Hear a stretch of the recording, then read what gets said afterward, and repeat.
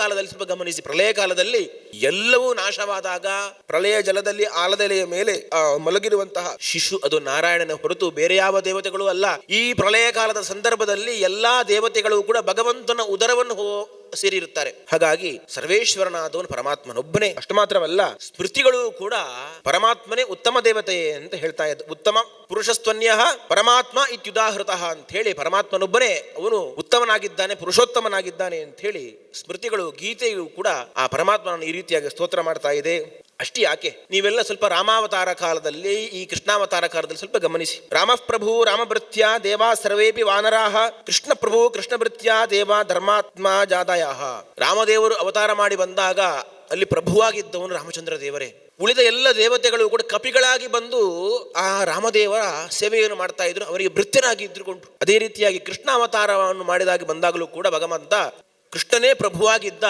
ಉಳಿದೆಲ್ಲ ದೇವತೆಗಳು ಕೂಡ ಕೃಷ್ಣನ ಸೇವಕರಾಗಿದ್ದುಕೊಂಡು, ಧರ್ಮರಾಜ, ಅರ್ಜುನ, ಭೀಮಸೇನ ಮೊದಲಾದಂಥ ಎಲ್ಲ ದೇವತೆಗಳು ಕೂಡ ಭಗವಂತನ ಭೃತ್ಯರಾಗಿದ್ದುಕೊಂಡು ಭಗವಂತನ ಸೇವೆಯನ್ನು ಮಾಡಿಕೊಂಡಿದ್ರು. ಹಾಗಾಗಿ ಸರ್ವೇಶ್ವರನಾದವನು, ಸರ್ವೋತ್ತಮನಾದವನು ಶ್ರೀಹರಿಯೊಬ್ಬನೇ. ಅಗ್ರಪೂಜೆಯ ಸಂದರ್ಭದಲ್ಲಿ ಯಾರಿಗೆ ಅಗ್ರಪೂಜೆಯನ್ನು ಮಾಡಬೇಕು ಅಂತ ಹೇಳಿದಾಗ ಸಾವಿರಾರು ಮಂದಿ ಚಕ್ರವರ್ತಿಗಳಿದ್ರೂ ಕೂಡ ಶ್ರೀಕೃಷ್ಣನಿಗೆ ಅಗ್ರಪೂಜೆ ಸಲ್ಲಬೇಕು ಅಂತ ಹೇಳಿದ್ರಿಂದಲೂ ಕೂಡ ಸರ್ವೋತ್ತಮ ದೇವತೆ ಶ್ರೀಕೃಷ್ಣನೇ ಎಂಬುದು ಕೂಡ ಅದು ನಿರ್ಣಯವಾಗ್ತದೆ ಅಂತ.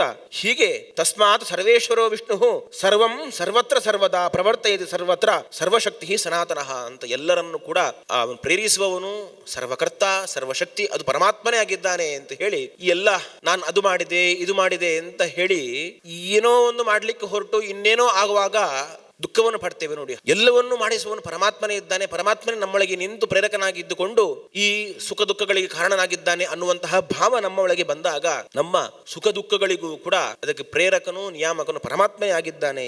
ಹೀಗೆ ನಮಗೆಲ್ಲ ನಿಯಾಮಕನು, ನಮ್ಮನ್ನು ನಿಯಂತ್ರಿಸುವವನು ಪರಮಾತ್ಮನೇ ಆಗಿರುವುದರಿಂದ ನಮ್ಮ ಎಲ್ಲಾ ರೀತಿಯ ಅನಿಷ್ಟದ ನಿವೃತ್ತಿಗೆ, ನಮ್ಮ ಎಲ್ಲಾ ರೀತಿಯ ಅಭಿಷ್ಟದ ಪ್ರಾಪ್ತಿಗೆ ಆ ಪರಮಾತ್ಮನನ್ನೇ ಸ್ತೋತ್ರ ಮಾಡಬೇಕು ಅಂತ ಹೇಳ್ತಾರೆ.